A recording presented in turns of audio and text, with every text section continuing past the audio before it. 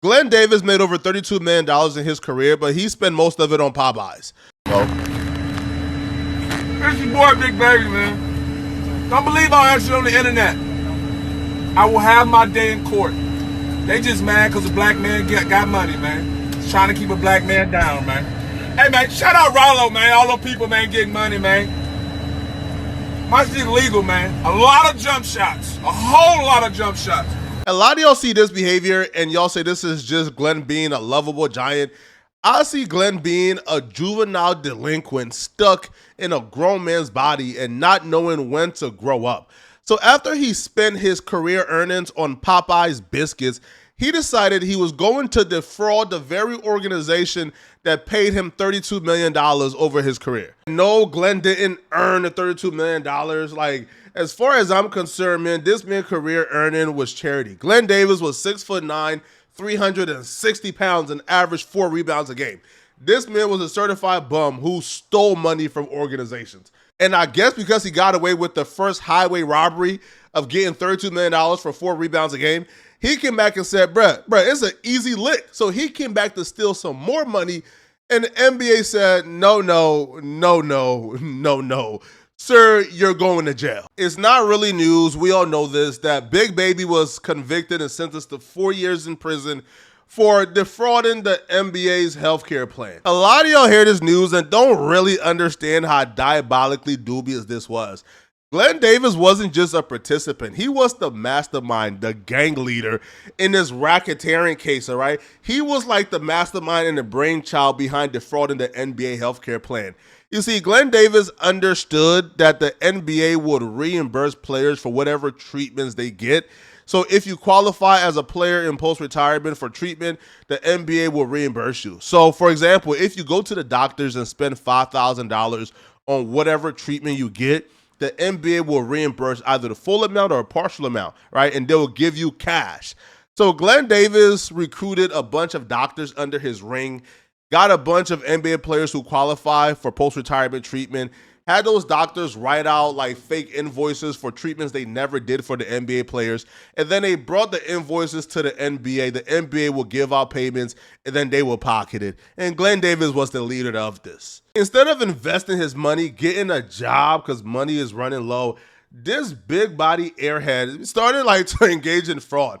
Bro, he was even forging signatures from physicians, visiting physicians for phony appointments. And just in case there was any doubt that maybe he was just doing this unknowingly and didn't know it was wrong, he's literally unrecorded acknowledging that he knows the rules and he's circumventing the rules to scam. Like, he's literally caught in 4K and he can't get out of this. And after he took it to trial and got convicted, instead of appearing apologetic, instead of apologizing for defrauding a company who changed their life, Big Baby took to social media to troll, taunt, and make a mockery out of the justice system. I got a cold imagination, though. You know, I do that actor shit. I got a cold imagination. I'm going to have to choke the chicken in the bathroom. That's crazy. I'm going to be swole, though. Now, here's the thing. Even after all of this, I still wouldn't be doing this video if he didn't do the next thing we're about to discuss. You see, I'm not upset or enraged that Glen Big Baby Davis, all right, scammed or defrauded a multi-billion-dollar company, all right? I'm annoyed that even after being caught red-handed, even after clearly, right, being guilty, he goes on Van Lathan podcast to play victim. He goes on Van Lathan podcast to like pretty much whine and cry about how he had a tough childhood and how it's everybody's fault that he's going to jail except his. You know, and I shot my foot up 3 times to play, and my foot was broken. I didn't know. I would have never shot my foot up if they would have told me it was broken. I would have never tried to play. And so me trying to play, it did more damage to my foot. And I didn't realize that until after the exit meeting. They didn't tell me my foot was broken. I had to find out from my own research and people in Baton Rouge that, hey, your foot's broken. And so now as a free agent, that's different, right? you're by yourself, you're rehabbing by yourself, and at the same time, life is hitting you, right? Going through a divorce. My agent's brother got shot. Daryl Hamilton from Baton Rouge. Yeah. It was a lot going on, and it put me in a big depression. So he goes on the pity soliloquy. He tells us everything that has gone wrong in his life, man. How he broke his foot, how he's depressed, how he lost family members. And he says all of this to lead us to the point of, my foot was broken. I had real injuries, and it still affected me post-retirement, so I didn't defraud the NBA healthcare system. All right, I'm entitled to this money. When they say you defraud the plan, it's like, it's impossible, because of my background and my injury and what happened. I had a real injury. Mm-hmm. And so when you're having a real injury, you're coming from a place of not trying to take, I'm trying to get what it's old when I'm old. This is embarrassing. Don't you ninjas got any shame, bro? Yeah, this is embarrassing, man. All right? But here's the thing about liars, man. Liars usually start off from a place of truth, and then they contort the truth until the truth is a lie. In the case of Glen Davis, right, he starts off with the foot thing because the foot thing is probably legitimate. But you know what's not legitimate? You saying that you ain't defraud the healthcare system of the NBA because you really had a foot injury, but you billed the NBA for 6 root canal on the same tooth. Man, come on. Let me ask you something. You say that you had an injury and it was to your ankle. The documents and things that have come out claim that you guys had 6 root canals on the same tooth, that it wasn't for an ankle. Yeah, How do you and so explain now that? Let me put y'all on game. If you ask somebody a question and before the question rolls off your tongue, before you even conclude the question, if they're already saying so now, they about to tell you a lie. that comes to the point of trusting, right? I'm thinking Eggert and doing the right thing, you know what I mean? And he's paying attention, doing the right stuff, but he's not paying attention, doing the right stuff. So you weren't aware that I wasn't aware Yeah, of go that. ahead. I wasn't aware of that they had this invoice on here or that invoice on there. I never knew. All I was just asking him, hey man, find out for me, because I don't know. You know what I mean? I know I spent so much money, figure it out. And that's what he came back with. Again, man, this dude is allergic to accountability. He blames it all on his financial advisor, Elgar Abrams. Now, Elgar Abrams, on the other hand, said, hold up now, brother. Hold up, brother. I know, hell nah.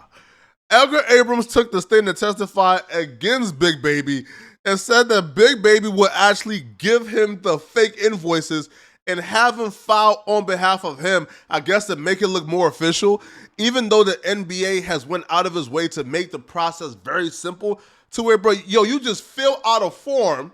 Whenever you go to a physician, you fill out the form and they will reimburse you.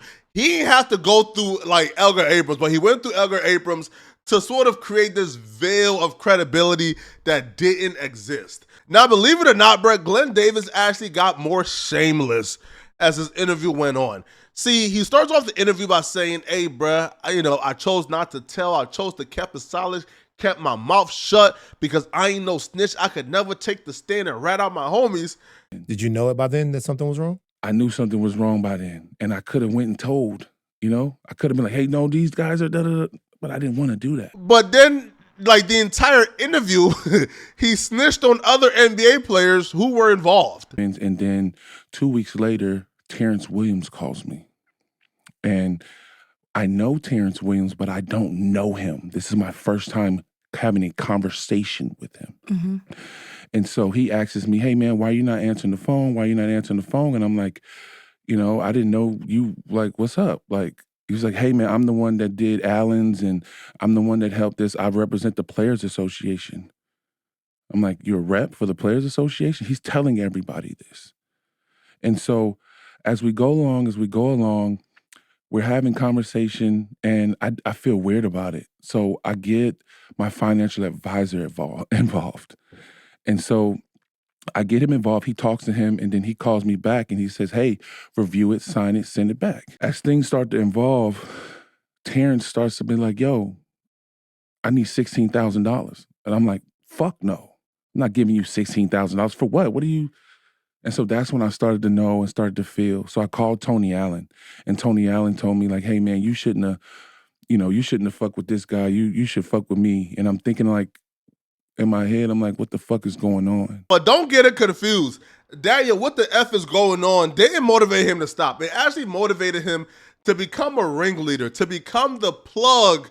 So what he did was, he went ahead and recruited some corrupt doctors from the Big Three, and they helped defraud the NBA because he realized, well, hold up, if I can charge other NBA players for doing this, then I can get a whole lot more money. So what he did was he got the Big Three doctors, and they went ahead and gave out false treatments, fake appointments to a lot of other NBA players, and he recouped a lot of the money from other NBA players. The stuff is evolving. The investigation is still going on. So I didn't get no money, but they still wanted to investigate me. So as me, I go to another friend of mine who did I trust, that I know I've seen physicians. He's worked with me, at the Big Three, at every game, this doctor. And I go to him and I say, hey, I told him the situation, what happened with Terrence. And I say, hey, man, I don't want to do anything illegal.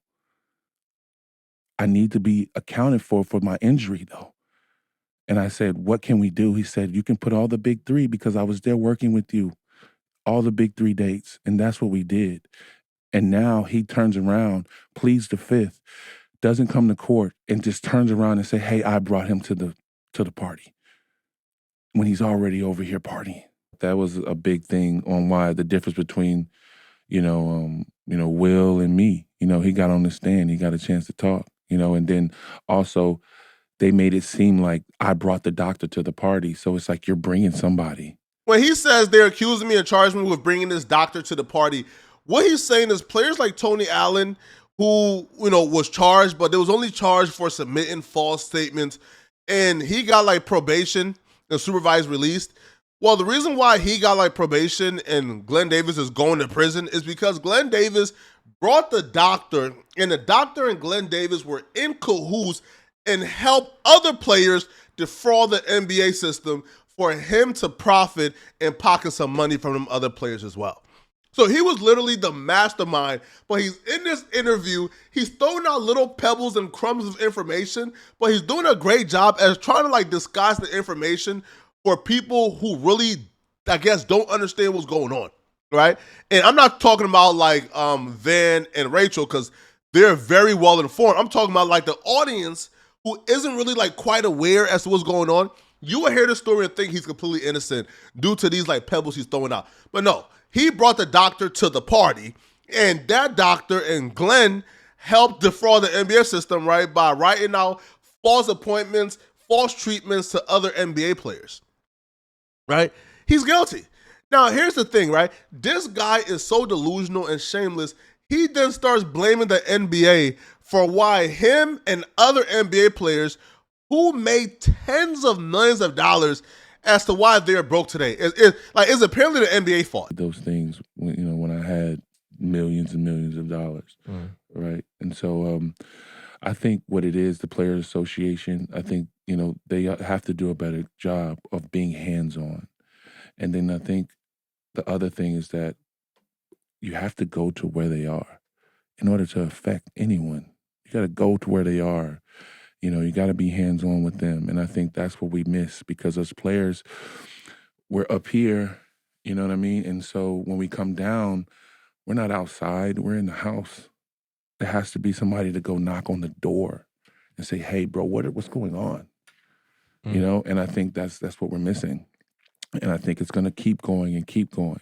Your favorite players are broke. You see on TV every day. Don't have no money, and I think that's a problem. Can you imagine being an NBA owner and paying Glen Davis $32 million for averaging 4 rebounds a game, and then you look on YouTube years later and he's blaming you for why he's currently broke? Yo, these dudes will never hold themselves accountable, man, like at all. And it's almost disgusting, right? Now, here's the thing, right? Like, here's the thing. He wasn't blaming the NBA for being broke, for not reaching out and extending themselves. when he was on the private jet on Instagram flaunting loads of cash and saying he got hella money for them jump shots. It's your boy Big Baby, man. Don't believe all that shit on the internet. I will have my day in court. They just mad because a black man got money, man. It's trying to keep a black man down, man. Hey, man, shout out Rollo, man. All those people, man, getting money, man. My shit legal, man. A lot of jump shots. A whole lot of jump shots. Popeye chicken. Don't be like Big Baby Davis, man. This is just clown activities, and it's shameless and embarrassing. Now, if you're still watching, click on this video somewhere on my screen to find out why Wack 100 and Big U can't be in the same room together. I explained the history of their beef 100%. Click on this video here to find out what I'm talking about. I'm out of here, folks. Peace.